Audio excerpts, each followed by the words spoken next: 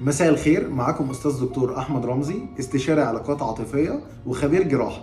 النهارده هنقدم لكم بعض النصايح لشريك حياتك او حياتك. احمد من اسكندريه بيقول لي مراتي خانتني مع مدرب علاج طبيعي، اعمل ايه؟ اعمل حجامه. ومعانا اتصال تليفوني ونقول الو. الو. الو، ايه مشكله حضرتك؟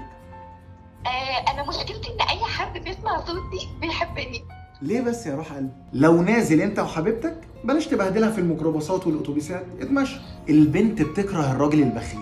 لو انتوا قاعدين في كافيه تقدروا تشربوا حاجه. حضرتك انا بحب واحده عندها 22 سنه وانا عندي 43 سنه، اعمل ايه؟ اضرب الطرفين في الوسطين. نساء برج الدلو تخلي بالها جدا من رجال برج الحوت، ونساء برج الميزان تخلي بالها من اي رجال عامه. ومعانا تليفون تاني ونقول الو.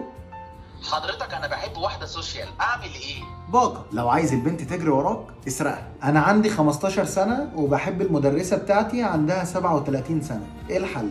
اكبر. نصيحة للبنت، بلاش مية قبل النوم، بلاش زيت في نص اليوم، بلاش احمد طول اليوم. حسام من القاهرة بيقول لي مرة واحد قفش مراته بتخونه فقالت له ايه ده خضتني، قال له كل لما تخونيني هخضك برضه. ومعانا اتصال شروت من الزمالك ونقول الو. الو. انا حاسه كده ان خطيبي عنده مشكله، حاسه انه توكسيك وعنده ريد فلاج وعنده فير اوف كوميتمنت. تفتكر اعمل ايه؟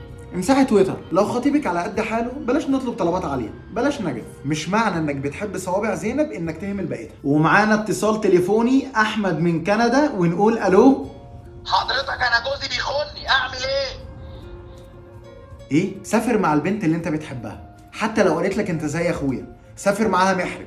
مريم من المحله بتقول بحب احمد بس احمد بيحب روان صاحبتي، وروان صاحبتي بتحب مصطفى بس مصطفى بيحب لينا، ولينا بتحب حسن، وحسن ده اصلا معجب بيا انا بقول لكم فنطوا قبل ما تلعبوا.